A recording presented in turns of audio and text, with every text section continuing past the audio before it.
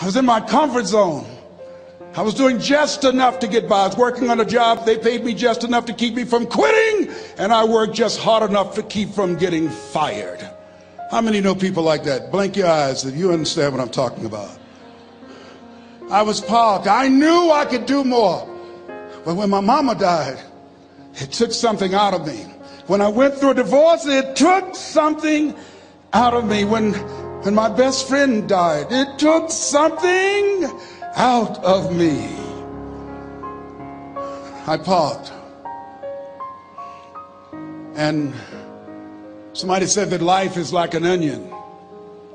You have to peel it one layer at a time.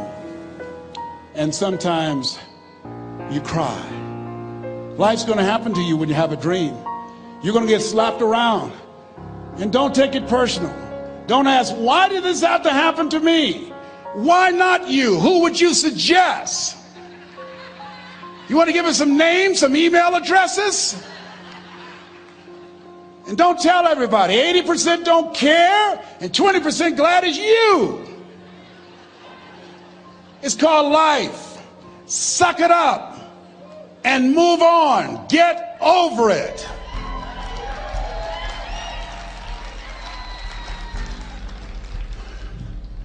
It happens to everybody. Here's the other thing: as you look at your goals and look at your dreams, when you're going through some stuff, repeat out to me, please. When things go wrong, don't go with them. Yes, write that down. When things go wrong, don't go with them. When you're working on a business deal, you're counting on some money. Someone said you will get the loan and it falls through. You have an event and the people that you thought would be there and support you, they don't come through. Or someone turns against you, or you get ripped off. It's going to happen to you. Happened to me. Someone stole all my products. My database, over 180,000 names and addresses. It's not personal. It's going to happen to everybody. It does. 8 out of 10 millionaires have been financially bankrupt. Walt Disney had he filed bankruptcy 7 times and had 2 nervous breakdowns. It's called life. But I got a saying: when life knocks you down, try and land on your back, because if you can look up, you can get up. You've got the power in you to do that. You've got something special. You've got comeback power. Here's the other thing. Let us say together, it's possible. It's necessary. It's me. Yes, write that down. It's me. Take ownership for your life. Nobody can live your dream for you but you. Nobody's going to take care of your business like you. Stop coming up with excuses. Don't give yourself permission to continue to live a small life. You can't fit a big dream into a small life. Give yourself permission to go for it, to test yourself, to challenge yourself, to live full. I like the saying, always strive to get on top in life, because it's the bottom that's overcrowded. The reason you're here is because there's something in you that says, I can do more. This just can't be it. There's something in you. There's a calling on your life. There's something in your heart that caused you to get dressed and spend the money to go to seminar after seminar and listen to message after message and speaker after speaker. Because there's something in you that tells you this is not it for you. You have not peaked here. There's more in you that you are expressing. Eye has not seen, ear has not heard, nor has entered the heart of mankind what's in store for you if you challenge yourself, if you persist and persevere, if you take ownership for your life. George Bernard Shaw said the people that make it in this life, they look around for the circumstances that they want, and if they can't find them, they create them. Create what you want. You have the power in you to do more than you can ever begin to imagine, to control your destiny, to make a difference in our children, to make a difference on the planet, to make an impact. Let us say together, it's me. And let us say together, it's hard. Say it like you know it. Say, it's hard. Ladies and gentlemen, it's hard. There are people who have seen their retirements taken away from them by the corporations that they work for. They were within 2 or 3 years of retiring, and they had it taken from them.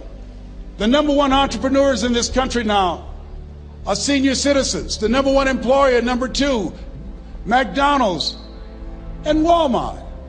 And there's nothing wrong with those jobs.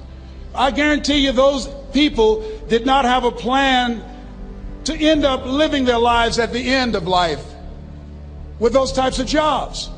And they didn't have a plan like you have, and while you're investing in yourself, not to.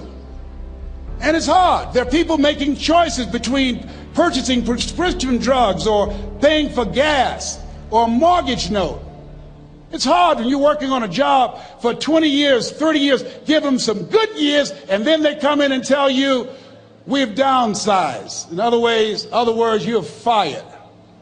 And then you have to start all over again. How many of you know it's hard? Raise your hands, please. It's hard. And it's not fair. One of the things I like about T. Harv is he talks about work and investing in yourself. It's not fair when people are going up against that kind of stuff to tell them just think positive and be enthusiastic and everything will work out all right. Ain't that kind of party. It's hard. Life will put some knots on your head. I bought my first home for my mother. I was rushing, didn't know what I was doing, and I bought a home that had a lien against it. And they called me, Mr. Brown, yes, there's a lien against your property. We need $55,000 if you're going to stay there. Wait a minute, sir. I just bought this home. The guy told me there were no liens against it. I'm not the one that owe you the money. You should have checked that out, Mr. Brown. Come on. I called my attorney. We followed up. Yes, Les, there's a lien against the property. But he told me there were no liens. He lied, obviously. Oh, my God. He told me he wanted to help me because he admired the fact that I was buying this home for my mother and that he was adopted, and he identified with me. Les, he suckered you. He played you, man. So what? Well, would they take payment arrangements? What about $5,000 a month? They want all the money, Les. They want all the money, or you're going to have to get out. The house is going up for sheriff's sale. Do you have it? No, I don't have it. Can they give me some time? Tell them to give me 3 months, please. Give me 3 months. My mother's in her 70s, man. She has a bad heart. Don't do this to me. This is my dream. Don't do this, man. Please, let me talk to them. Les, I'm talking to their attorney. They don't want to talk to you. I've got to talk to their attorneys. Do you have the money? No. Will they give me 3 months? No. What about 2 months? No, Les. They want the money in 7 days. Oh, my God. Let me call you back. I'm not sure. And I walked the floors thinking, God, how could this happen to me? I got to figure this out. I got to figure this out. And it seemed like the days were just ticking off. Thursday, I had to call them and let them know. They called me, Les, do you have the money? No, I don't. Friday, you have to leave. The sheriff will be there. You're going to have to leave, Les. They're going to take my house. What about my down payment? You lost it, Les. You lost it. Okay. I got to go. Yes. I prayed, Lord, please, if you show me that you're real, if you're really real, you think Paul worked for you, you haven't seen anything. Don't let me lose this house and watch what I'll do for you. I was trying to cut a deal. Have you ever tried to cut a deal? It's amazing how spiritual you get when you get in trouble. You know what I mean? When I was diagnosed with prostate cancer, I was going to bed with the Bible and the Holy Quran and Science of Mind and Joel Goldsmith, everything I could find. I was praying to Jesus, Yahweh, Melchizedek, everybody. I was calling on everybody. It's amazing. And here I was walking the floor 3 o'clock in the morning, and I had to go and wake my mother up. I got on my knees and I said, Mama, I need you to wake up. She said, what's wrong, Leslie? I can hear you walking back and forth. I'm not asleep, son. I said, there's something I need to tell you. She said, your eyes are red. Why are your eyes red? Because I feel so stupid now. Why? we got to move tomorrow. Why, Leslie? There's a lien against the property, and they want $55,000, and I don't have it. And we're going to be set out tomorrow. We have to go back to Liberty City. So she said, it's okay. I don't like this house anyhow. I said, why? She said, because of my arthritic knees, it hurts my knees when I go up the steps. I said, why didn't you tell me? Because you were so happy. I just said it because you were happy. I'll live in a shack with you, boy. I love you. It's not the house. I love you. I love all my children. I said, thank you, Mama. Thank you. And the next day when we were in the truck going back to Liberty City, and we pulled down 68th Terrace, the neighbors came out and said, wow, Mamie, y'all coming back? Are you back? Yes. What happened to the home your boy bought for you? Those boys you adopted. Leslie didn't do a title search. He made a mistake. And boy, I was so humiliated. How many ever made a mistake that you were just humiliated? Raise your hands. I was devastated. I was taking the furniture off the truck, and my mother came, and I was crying. And she said, boy, I said, yes, ma'am. She said, hold your head up. I said, Mama, I can't. She said, hold your head up. I said, why? Look what I've done. She said, it's okay. It's okay. You are going to make a lot of mistakes in life, young man. You're going to fail your way to success. You have nothing to be ashamed of. Keep your head up and take that furniture back in the house. I said, yes, ma'am. And I learned something from that. If you ever go through something, hold your head up. If you ever make a mistake, hold your head up. If you ever do something that everything goes wrong, life catch you on the blind side, hold your head up. It's not over. Goethe said, that which does not kill you will make you stronger. Hold your head up. Shake someone's hand on your right and left and say, hold your head up.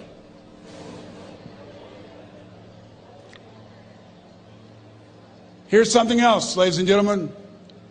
Repeat after me, please. You got to be hungry. Everybody together, you got to be hungry.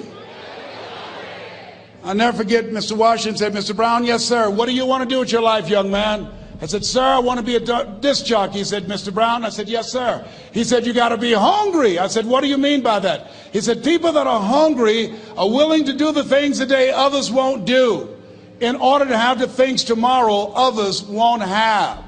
People that are hungry are willing to invest in themselves. People that are hungry will go to seminars and workshops. People that are hungry are always searching, always seeking higher ground. So how do you want to make it? I said, I want to be a disc jockey. He says, good. Here's what to do. He said, I want you to read 10 to 15 pages of something positive every day. He said, you don't get in life what you want, you get in life what you are. You must program yourself to success. He said, I want you to listen to Earl Nightingale and Zig Ziglar. Listen, faith comes by hearing and hearing and hearing. He said, I want you to change your relationships. And I don't want you to ever lose your hunger. I said, what do you mean by that? He said, people that are hungry are unstoppable. People that are hungry are no matter what people. They make it happen no matter what. He said, I want you to listen to Paul Harvey. Who is he? He's the world's greatest communicator. Success leaves clues, young man. Always listen and follow people who are doing what it is you want to do at the level you want to do it, and learn from them. I told T. Hobb when we were standing by the stage, I said, hey man, I want to work more with you. I want you to coach me. I want to learn from you. See, I found you're never too old to learn and you're never too young to teach. Always have a thirst for learning. So I listened to Paul Harvey every day on the radio. While in school, I would go out and listen in his car. He gave me his keys. I was working to develop myself. And I continued to listen to motivational messages, and he would take me to see the late Dr. Norman Vincent Peale, who wrote the book, The Power of Positive Thinking. I toured with him before he passed. You You have something special. You have greatness within you. Don't allow your circumstances to determine who you are. Don't allow your negative thoughts to hold you back. You have something special. You can do more than you can ever begin to imagine. Dr. Peel was an incredible man. I admired him. When he spoke, he gave me goosebumps. I can feel him in my heart. And I never forget, we were coming back to the school, and Mr. Washington said, Mr. Brown, yes, sir. When Dr. Peel spoke, you didn't move. When he spoke, you were hanging on every word. When he spoke, we didn't have to tell you to sit down and be quiet. Why? I said, sir, I could feel him when he talked. I felt like he was talking to me, sir. He said, he was. I said, but he doesn't know me, but he was speaking to you. Did you feel him in your heart? I said, yes, sir. He said, most people feel him in their head. If you felt him in your heart, he said, listen to him, son. Follow him, learn from him. And I would go to seminars and workshops. Anywhere I would find where Dr. Peel was, I would be in the audience. I would drive 200 and 300 miles just to hear him speak. And my dream and vision was to share the stage with him. I thought about it. What is your goal? What is your vision? I want you to hold it in mind. There's some power in that. Because when I became involved in speaking, I never forget, I got a call from Og Mandino, who wrote the book, The Greatest Salesman in the World. He said, Les, I'm stuck in Philadelphia. I need to be in Kankakee. Dr. Norman Vincent Peale is appearing. I can't make it. I heard you're in Chicago. I said, yes, I am. Can you go and open for me? I said, yes, man. Oh, my God. Dr. Peale, I said, yes, I'd love to do it. And I went there and I came. I said, hi, I'm Les Brown. He said, you're not the band of renown? I said, no, I'm Mrs. Mamie Brown's baby boy. I'm here to speak. He said, come backstage. And his wife, Martha, was there. And she said, Papa, Les Brown is here, the speaker. And he said, Les Brown, shoot for the moon. Because even if you miss your land among the stars. I said, sir, that's my quote. I wrote you when I was in the 11th grade. I was a part of a special education class project. That's my quote. He said, I know. I end all my speeches with that quote. And Dr. Peel had a great sense of humor. A young man was backstage, and I had so many questions to ask him, and my mind froze up, and the young guy said, Dr. Peel, how old are you? And he was up in age. He said, Sonny, I'm 92. The young man looked at him and said, I don't know if I want to live to get 92. He said, that's because you've never been 91. So I did the things that Mr. Washington suggested. I listened to motivational tapes on a regular basis. I would go to seminars and workshops whenever Zig Ziglar and Dr. Dennis Wagley and Jim Rohn would come to town. And I said, sir, what do you want me to do now? He said, Mr. Brown, I've given you everything that I can give you. He said, develop your mind, put your money where your mouth is, continue to learn how to be an effective communicator, because once you open your mouth, you tell the world who you are. And always surround yourself with OQP, only quality people. So I went to apply for a job on Miami Beach. WMBM radio station. Milton Butterball Smith was the program director. Hello, Mr. Butterball. How are you, sir? My name is Les Brown, sir. I'd like to be a disc jockey. He said, young man, you have any journalism in your background? I said, oh, no, sir, I don't. You have any experience in broadcasting? I said, no, sir, but I practice all the time, sir. Let me audition for you, sir. Let me show you how good I am. All I need is a shot, sir. He says, no, we don't have any job for you. How many ever been rejected? Raise your hands, please. I was devastated. I went back and I told Mr. Washington, I said, Mr. Washington, they said no. He said, don't take it personally. Most people are so negative, they have to say no 7 times before they say yes. He said, you got to be hungry. Know your vitamin. Go back again. I said, yes, sir. Hello, Mr. Butterball. How are you, sir? My name is Les Brown, sir. I like to be a disc jockey. Young man, weren't you here yesterday? Yes, sir, I was. Didn't I tell you no yesterday? Yes, sir, you did. Then why are you back today? Well, sir, I didn't know whether or not somebody was laid off or somebody was fired, sir. Nobody was laid off or fired. Now, get on out of here. I came back the next day. Hello, Mr. Butterball. How are you, sir? My name is Les Brown, sir. I like to be a disc jockey. I know what your name is. Weren't you here the last 2 days? Yes, sir, I was. Didn't I tell you no the last 2 days?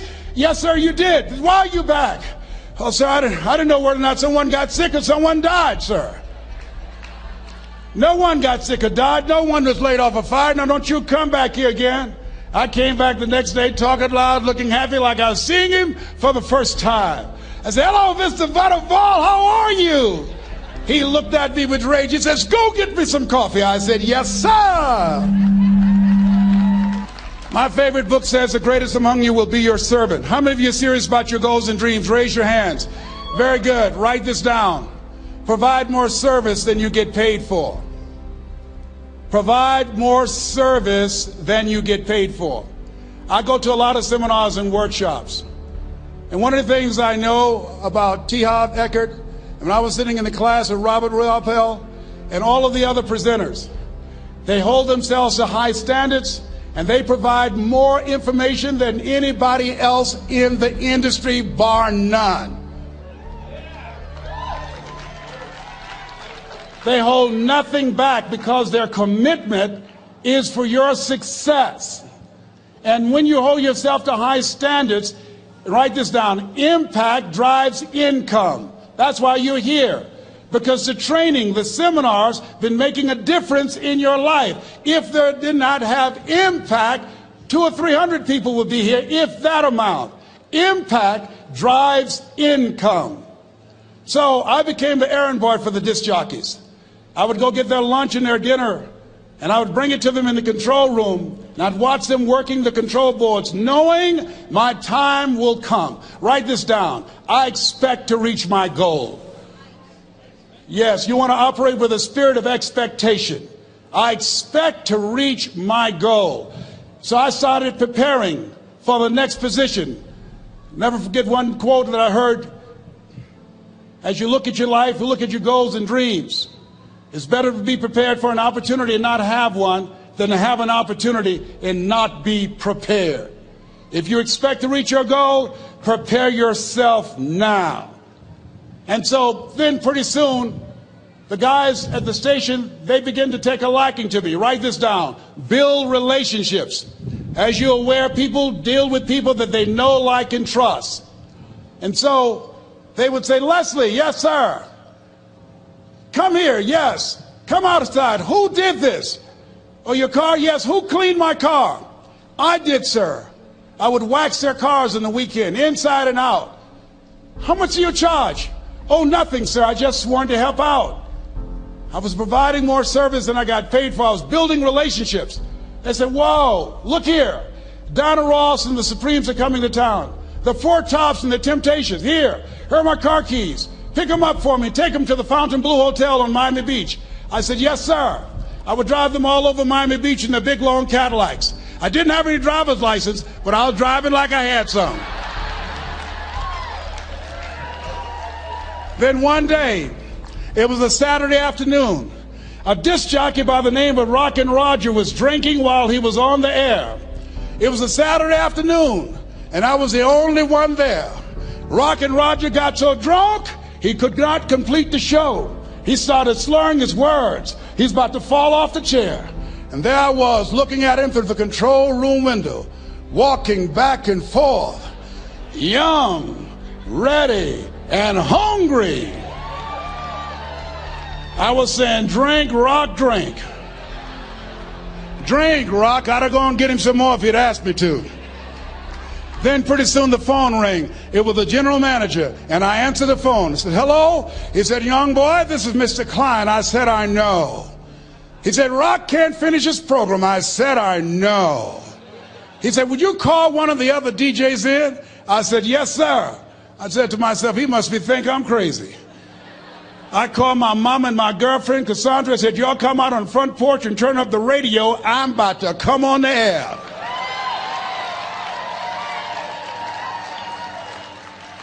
I waited for about 20 minutes, and I called him back. I said, Mr. Klein, I can't find nobody. He said, young boy, you know how to work the controls? I said, yes, sir. He said, go in there and segue the records, but don't say nothing here. I said, yes, sir. I couldn't wait to get old Rock out of the way.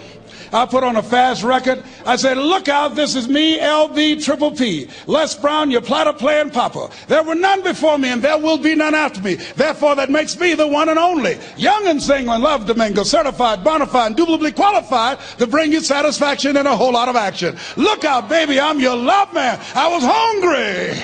I was hungry. Get old man a round of applause. I was hungry. I was hungry. You got to be hungry. Shake someone's hand on your right and left all around you and say, you got to be hungry. You got to be hungry. To get those dreams out of your head and step into your greatness, you got to be hungry. To get those ideas, that talent, that gift out of your system, you got to be hungry. To get up off the canvas of life and understand what Willie Jolly meant, that a setback is a setup for a comeback, you got to be hungry. People that are hungry are willing to do the things today others won't do in order to have the things tomorrow others won't have. How many of you got value out of what you've heard thus far? Raise your hands, please. Very good. I'd like to leave this with you. I don't know what your goals are. I don't know what you want to do. Here's what I know about you. You have greatness within you. Here's what I know about you. I can help you to live full and to die empty. I can show you what I've learned. If anybody told me that I would be doing what I'm doing now, I leave here today, I'd go to New Orleans and speak there, then I'll be flown to Barcelona. If anybody told me, given my circumstances, born in an abandoned building on a poor section of Miami, Florida, called Liberty City, both my birth parents stood up and said, hello, son, I would not know either one. Being labeled educable mentally retarded, put back from the 5th grade to the 4th grade, failed again when I was in the 8th grade, no college training. Anybody told me the principles that I would teach you, that they would have the impact that it has had on my life. This Les Brown that you see, I did not know he existed. And I tell you that you have greatness within you. You have the ability to do more than you can ever begin to imagine. Come into the room with me, and I guarantee you your life will never be the same again. I like to leave this with you. I don't know what your goals are. Mine is to find a cure to autism. Mine is to find a cure to breast cancer and to prostate cancer. Mine is to work with our youth and to reduce the recidivism rate in our prisons and help young people learn how to become an asset to our society rather than a liability. Mine is to train speakers to become great communicators, to speak from their heart, not their heads, and teach them how to impact and create a new conversation so people can see the possibilities of life and overcome the possibility blindness that held me hostage for 14 years. I don't know what your goals are, but here's what I know about you, and I don't know you. You've got greatness within you. And I like to leave this with you, something my mother used to love to hear me say. Leslie, yes ma'am, mama. Say that thing for me, boy, that makes me feel good. I dedicate this to you, to the greatness in you, and to the dream that you showed up on the planet to produce. And it's simply this. If you want a thing bad enough to go out and fight for it, to work day and night for it, to give up your time, your peace, and your sleep for it. If all that you dream and scheme is about it, and life seems useless and worthless without it, and if you gladly sweat for it and fret for it and plan for it, and lose all your terror of the opposition for it, and if you simply go after that thing that you want with all of your capacity, strength and sagacity, faith, hope, and confidence, and stern pertinacity,